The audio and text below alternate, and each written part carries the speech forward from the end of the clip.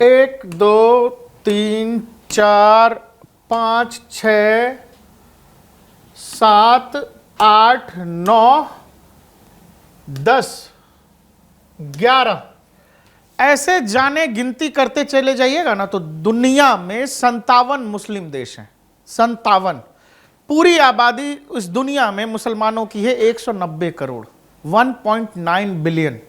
लेकिन 190 करोड़ मुसलमान मिलकर इजराइल में जो फिलिस्तीनी मुसलमान रह रहे हैं उनको नहीं बचा पा रहे। ये है इजराइल। ये इजराइल चारों तरफ से मुस्लिम देशों से घिरा हुआ है और इजराइल फिलिस्तीन में रुकने का नाम नहीं ले रहा। गाजा पट्टी में आखिरी शहर, आखिरी हिस्सा गाजा स्ट्रिप का जो बचा हुआ है राफा का, अब इजराइल वहां हमला बोलने वाला है। नॉर्दर्न गाजा से लेकर के अब यहां राफा में आ गई है पब्लिक सारी उठ करके। जिस जगह राफा की आबादी युद्ध से पहले, शुरू होने से पहले 1.5 लाख के करीब थी, अब उस राफा की आबादी 15 लाख से ज्यादा है।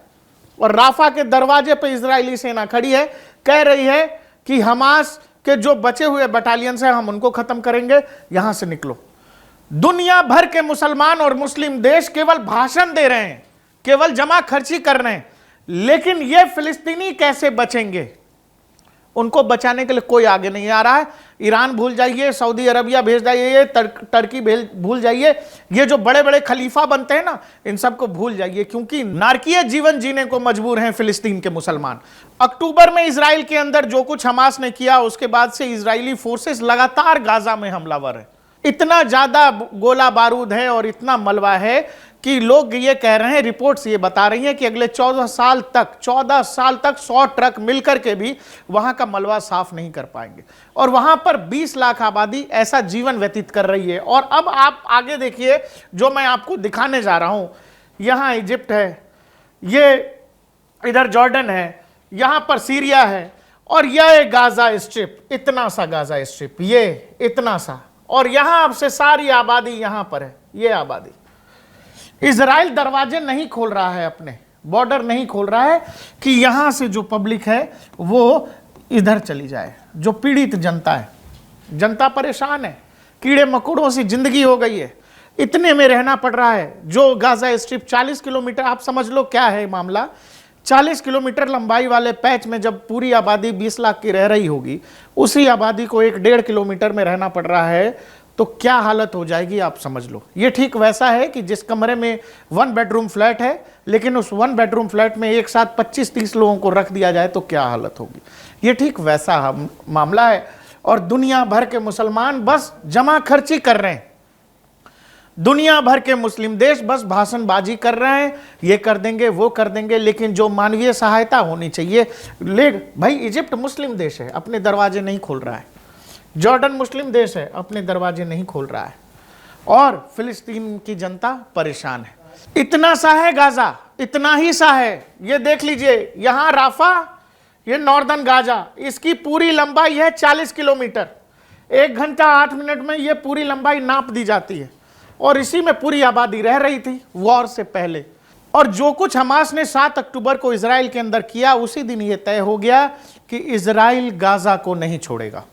इजराइल गाजा की स्थिति पहले जैसी नहीं रहने देगा, भौगोलिक स्थिति गाजा की नहीं रहने देगा वैसी जैसी पहले थी।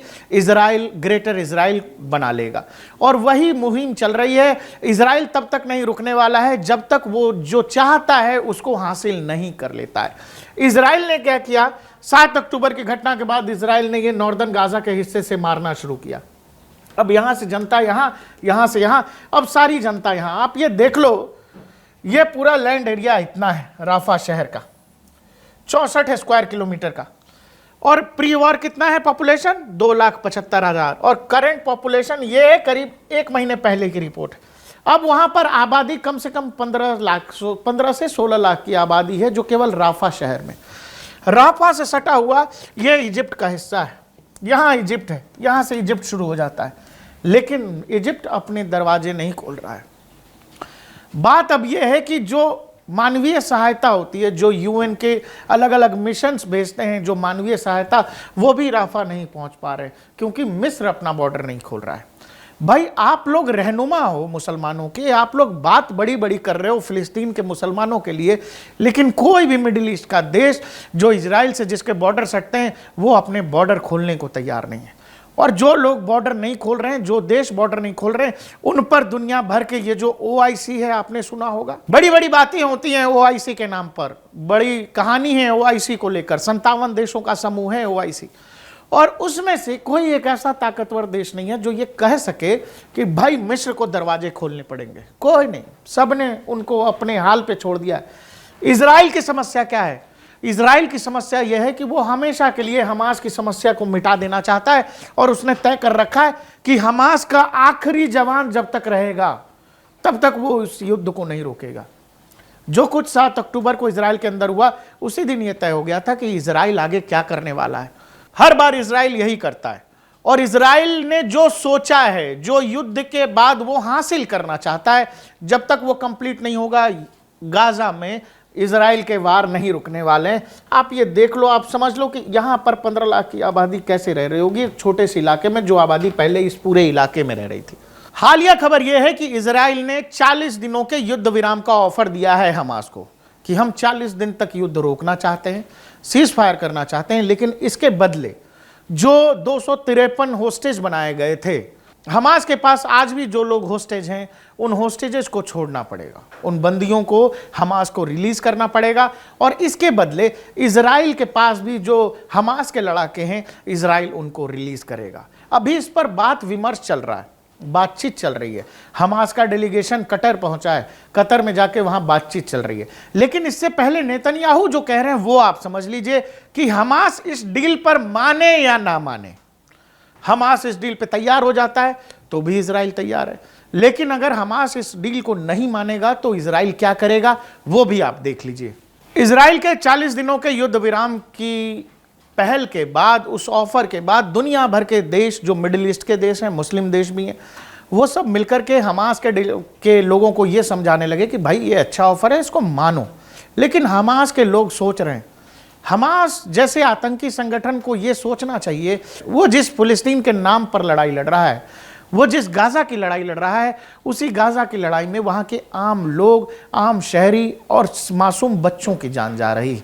लेकिन आपको पता है कि आतंकी संगठनों और आतंकियों के पास कोई दिल और दिमाग नहीं होता, कोई मानवीय संवेदना नहीं होती, और हमास उस डील पर विचार कर रहा है।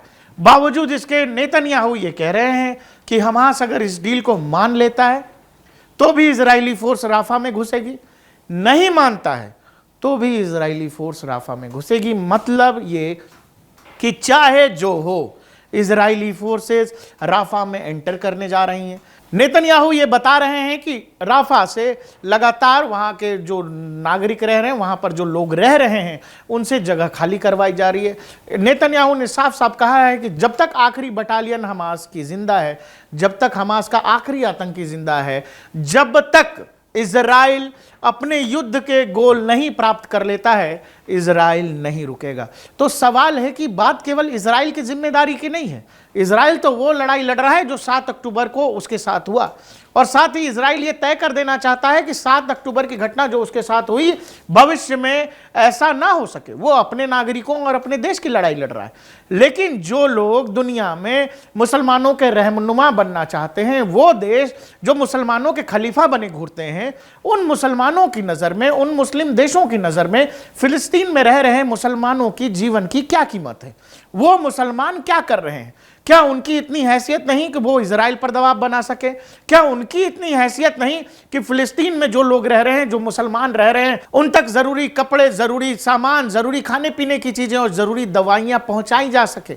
फिलिस्तीन के मुसलमानों को दुनिया की कुछ ताकतों ने अपना मोहरा बना लिया है, और सब लोग उस फिलिस्तीन के नाम पर, फिलिस्तीनी लोगों के नाम पर अपना अपना खेल खेल रहे हैं। और इसमें परेशान है फिलिस्तीन का आम शहरी, जिसके जान पर बनाई है, जो भाग भाग कर आखिरी राफा के कोने तक पहुंच चुका है, इजिप्ट बॉर्डर पर जा चुका है, लेकिन अभी भी उसकी जान खतरे में है।